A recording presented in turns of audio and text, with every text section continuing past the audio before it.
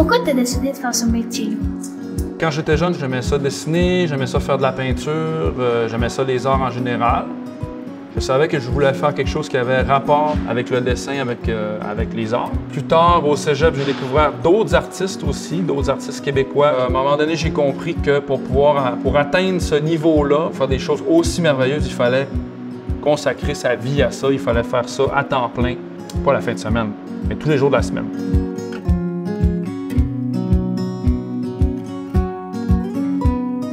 Ben, moi, ma question, c'était comment ça a commencé? Tout ça, tu veux dire, cette œuvre-là ici, la ville de Saguenay, ils ont un programme pour investir dans des œuvres d'art comme ça, dans les lieux publics. Donc, la ville a décidé à un moment donné de dire quand il va y avoir un nouveau bâtiment ou quand on va faire une rénovation d'un bâtiment, on va investir un montant dans notre budget pour intégrer une œuvre d'art dans les bâtiments. Comme ça, bien, la ville est en train de se construire, si tu veux, une espèce de collection d'œuvres d'art. Pourquoi ça s'appelle les grandes flottaisons? Alors, bien, flottaison, ça rappelle tout ce qui flotte sur l'eau. Évidemment que les objets gonflables, les objets de piscine, les jeux d'eau, c'est des objets qui flottent. Ce que je trouvais intéressant, c'est que ça faisait aussi penser à la flottaison du bois. Donc, la ville de Kenogami, ici, avant, elle a été créée pour l'industrie du bois. Puis on faisait flotter les bio sur les rivières pour les amener jusqu'à l'usine. Cette activité-là, on appelait ça la flottaison du bois.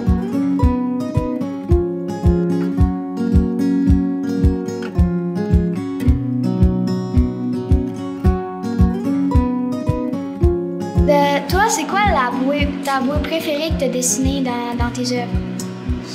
Alors, je pense que ma bouée préférée, c'est le flamant rose. C'est le premier que j'ai fait. Il y en a qui sont vraiment comme des classiques, si on veut, qu'on reconnaît. Puis le flamant rose, je trouve que c'est lui qui est le plus représentatif des jeux d'eau de piscine. Mais sinon, j'en ai inventé d'autres qui n'existent pas, comme par exemple l'antilope gonflable, la crevette gonflable aussi que j'ai inventée. Je pense que ça devrait exister. Comme si on prenait tes lunettes, par exemple, puis on en faisait des grandes lunettes. Ça serait une bonne idée d'œuvre d'art? Ben, des lunettes, pas sûr. Pas sûr. Qu'est-ce qu'on pourrait prendre, mettons? Une gourde d'eau. C'est vrai. Une télécommande. Ça, c'est bon, je l'ai déjà fait.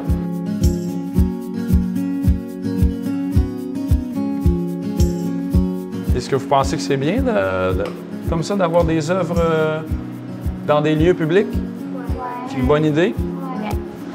C'est pas. Mais moi, je pense que c'est en mettant les œuvres dans les lieux publics que tu deviens célèbre. Y a-t-il quelqu'un déjà qui a amené, il a fait comme une sculpture où vous pouvez lasser? C'est sûr que ça a déjà existé, mais c'est une excellente idée. Qu'est-ce qu'on pourrait sculpter avec des lacets? Les chiens en pencil. Un chien en lacets? Bonne idée. Vous autres, est-ce que vous voudriez devenir des artistes? C'est-tu quelque chose qui vous intéresse? Ouais, ça pourrait être le fun. Pas artiste de peinture, là, artiste de genre de musique. De musique? OK. Musicienne. Ah ouais, OK.